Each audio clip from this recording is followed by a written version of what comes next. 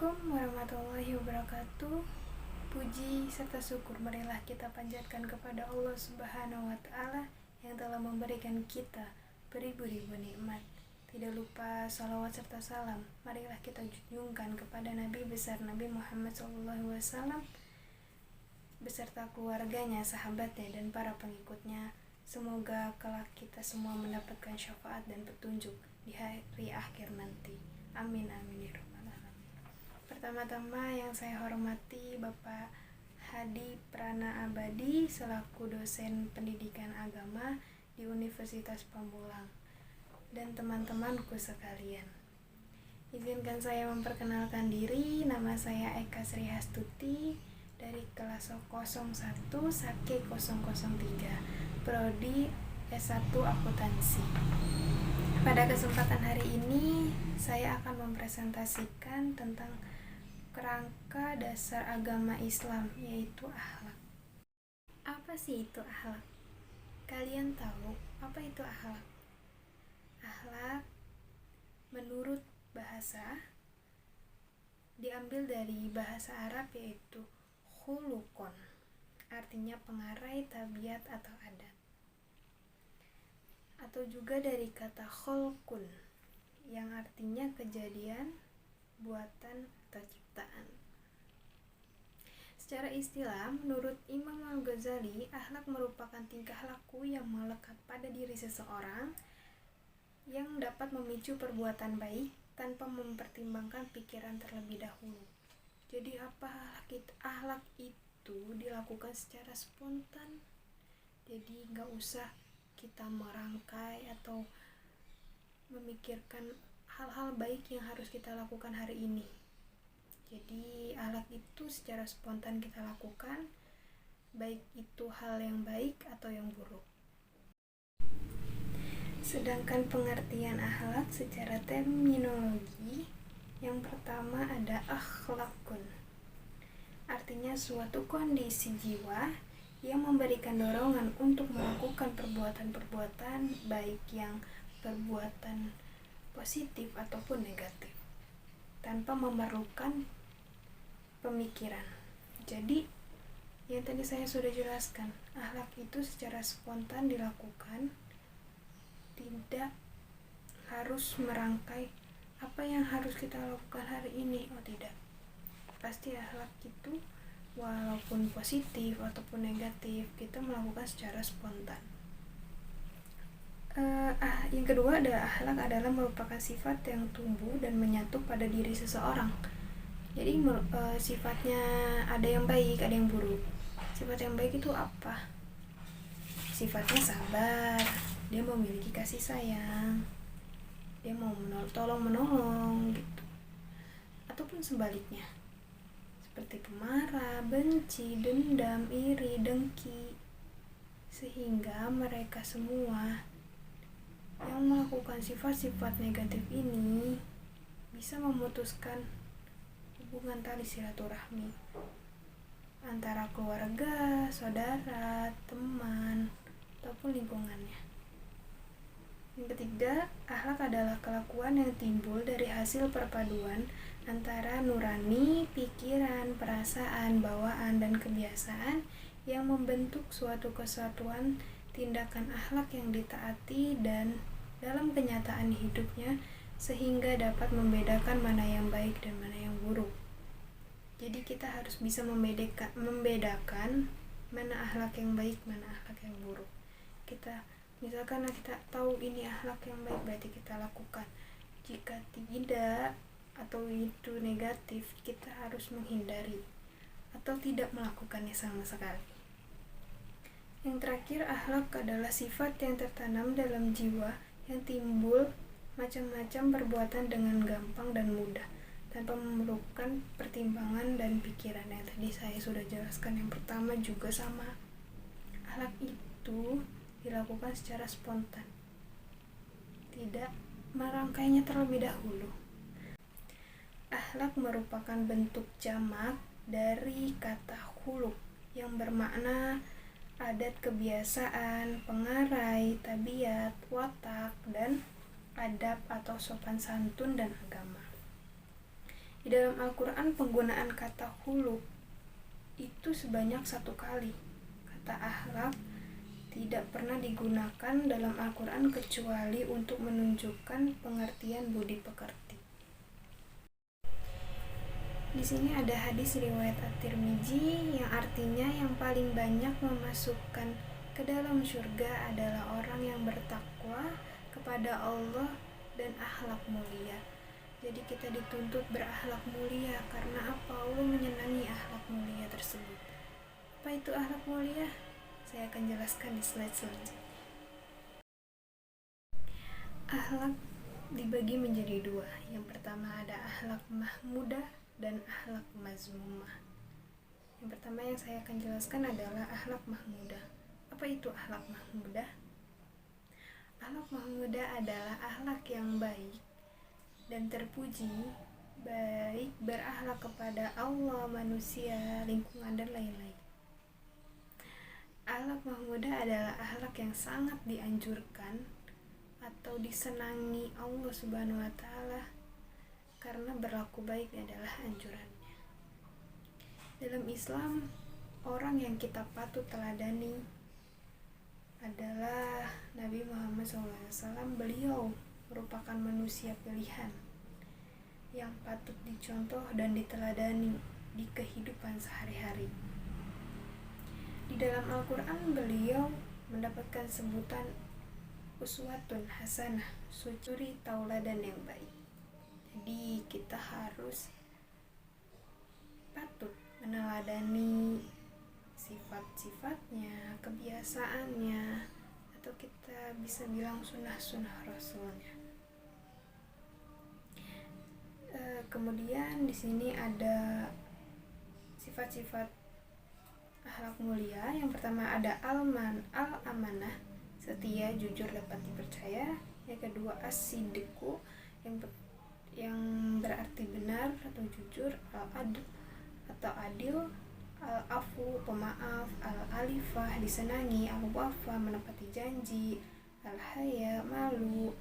Arifku, lemah lembut. Anisatun, bermuka manis.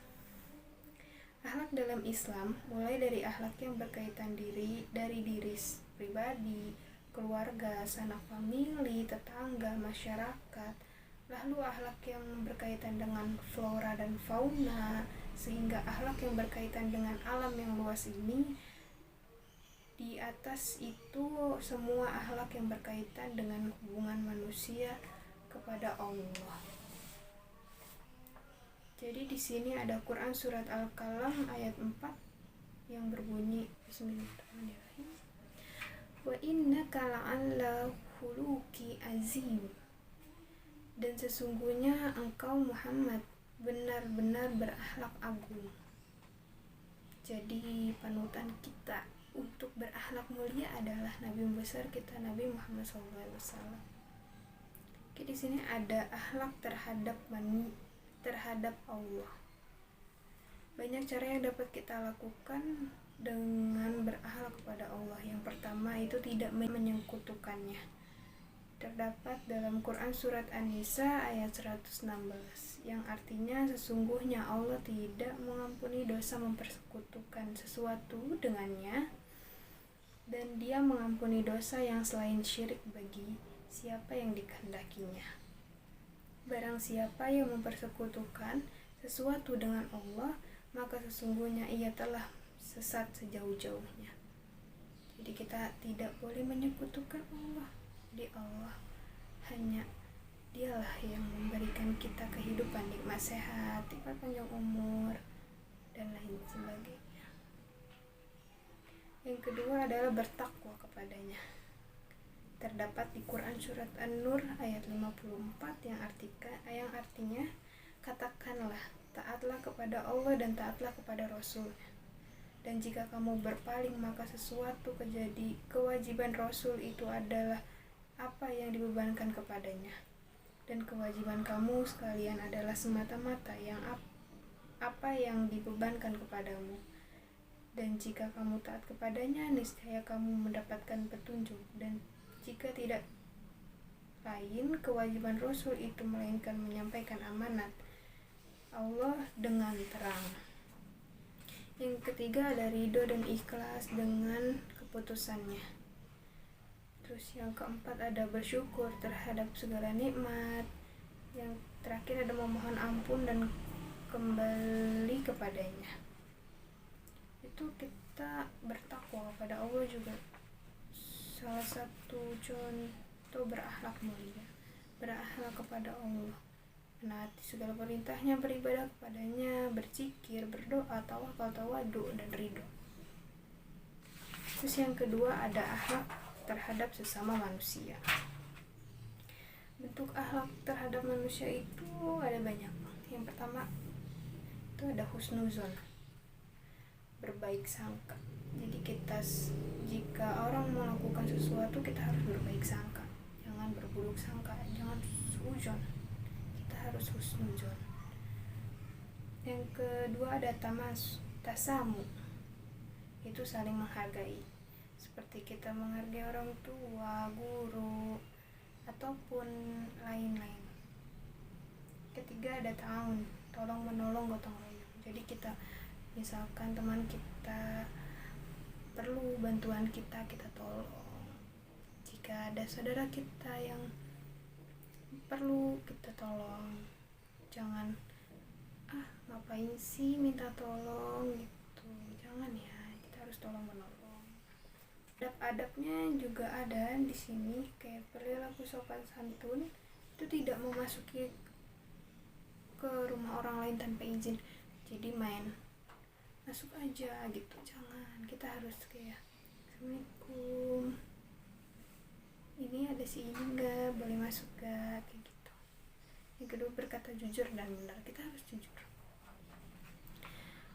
Mana sih ada teman yang mau kitanya nggak jujur gitu. Jadi kita harus jujur, kita harus benar. Ketiga, jangan memanggil seseorang dengan sebutan yang buruk, misalkan si A gitu. Kita harus tahu itu yang panggilannya kayak kakak, adik, ibu, bapak, dan lain-lainnya. Terus ada pemaaf atas kesalahan atau dosa orang lain. Jadi kita harus pemaaf, Allah aja maha pemaaf, kita masa enggak. Kita harus memaafkan. Kan dia berbuat kesalahan, walaupun kecil, pasti kita dia tuh kan berbuat salah sama aku. Enggak, kita harus maafin.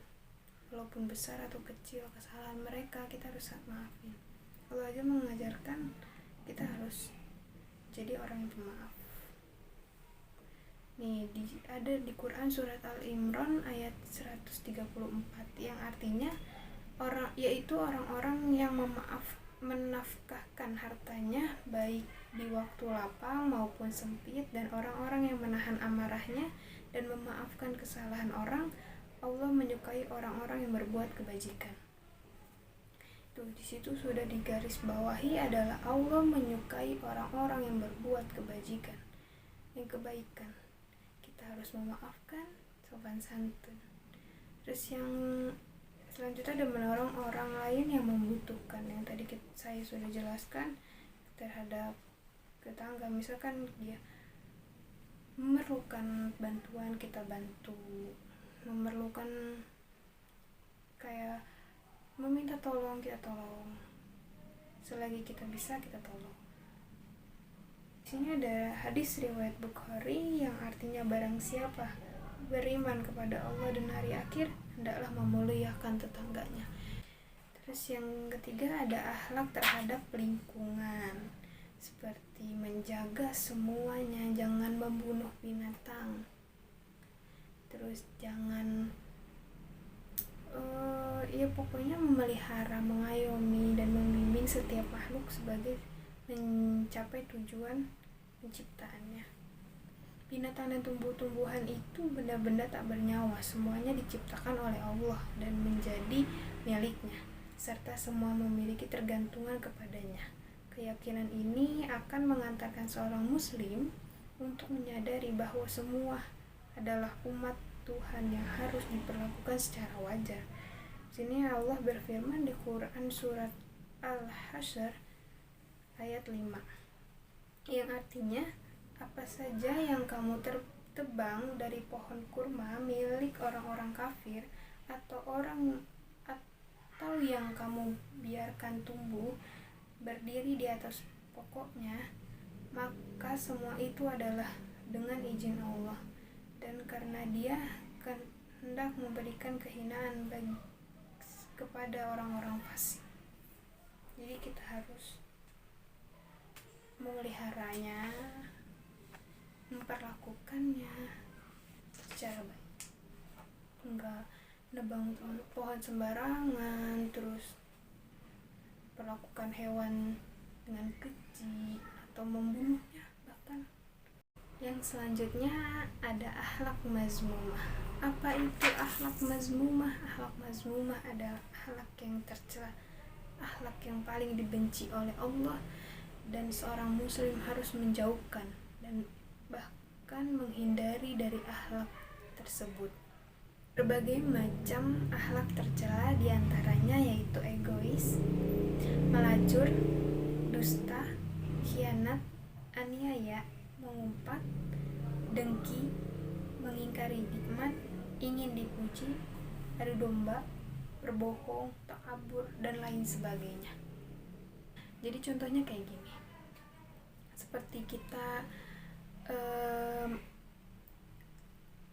misalkan iri, seseorang yang membeli sesuatu, atau ada cerita tetangga yang iri dengan tetangganya sendiri.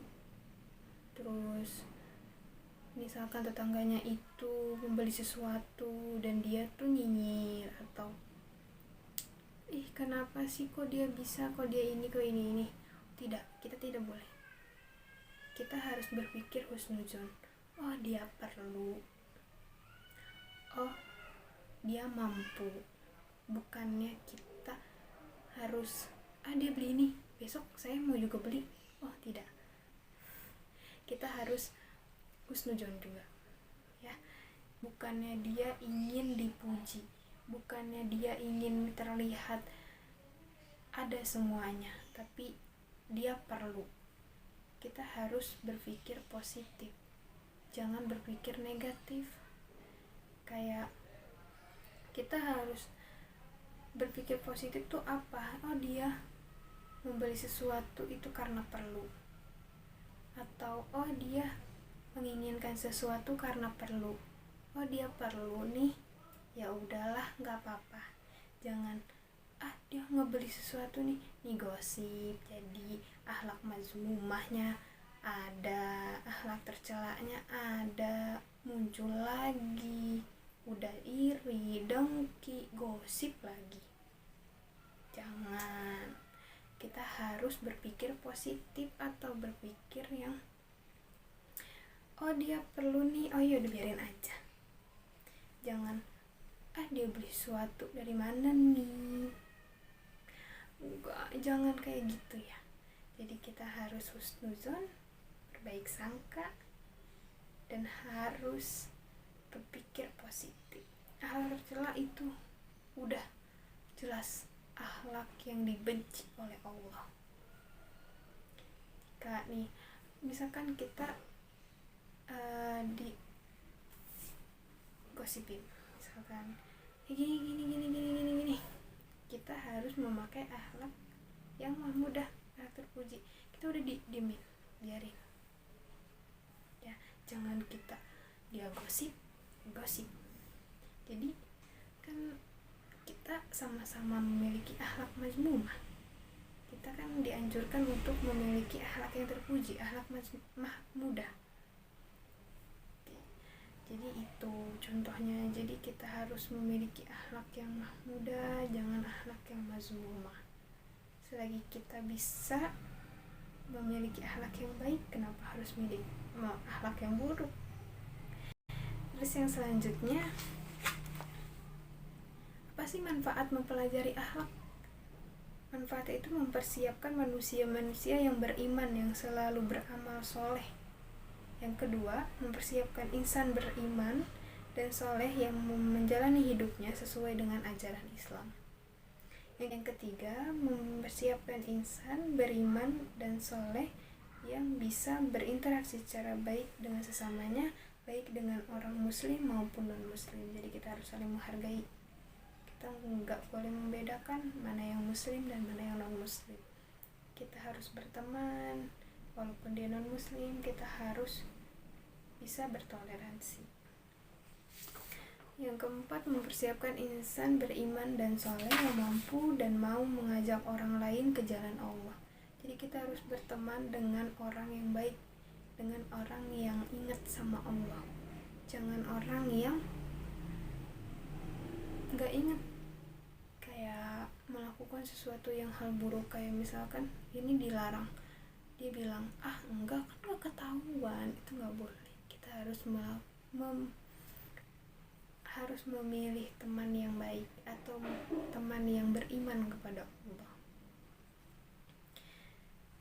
Yang kelima, mempersiapkan insan beriman dan saleh yang mau merasakan bangga dengan persaudaraan sesama muslim dan selalu memberikan hak-hak persaudaraan tersebut, mencintai dan membenci hanya karena Allah, dan sedikit pun tidak kecut oleh celaan orang hasad selama dia berada di jalan yang benar. Jadi misalkan kalian itu dicap buruk padahal kalian itu melakukan hal yang baik, kalian tidak perlu mempermasalahkan hal tersebut. Jadi kalian harus melakukan atau pemikiran positif yang kita di sini hanya untuk beriman kepada Allah, hanya untuk beribadah kepada Allah. Jadi misalkan ada celaan atau cemoohan dari orang-orang sekitar, kita tidak perlu memikirkan hal tersebut. Kita bodo amat, ya udah sih, biarin aja, nggak apa-apa. Kita harus menjadi orang yang baik.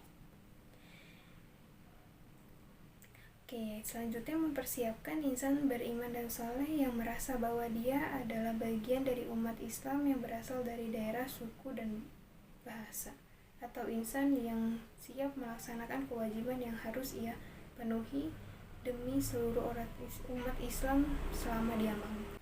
Yang terakhir, mempersiapkan insan beriman dan saleh yang merasa bangga dengan loyalitas kepada agama Islam, yang berusaha sekuat tenaga demi tegak panji-panji Islam di muka bumi, atau insan yang rela mengorbankan harta, kedudukan, waktu, dan jiwa demi tegaknya syariat Islam. Jadi kita harus menegakkan syariat Islam yang ada. Kita harus menjunjung tinggi Islam dan kita harus tegak dengan ajarannya. Kesimpulannya adalah kita dianjurkan untuk berakhlak mulia, karena di hadis riwayat At-Tirmidzi nomor 1162, orang-orang mukmin yang paling sempurna imannya adalah yang paling baik akhlaknya. Jadi kita harus berakhlak mulia, kita harus berperilaku baik terhadap Allah, lingkungan, manusia, orang tua, dan lain-lain. Sekian presentasi singkat saya mengenai akhlak. Mohon maaf bila ada kesalahan baik kata atau ucapan, karena kesempurnaan milik Allah, kekurangan milik saya. Semoga ilmu yang saya sampaikan bermanfaat.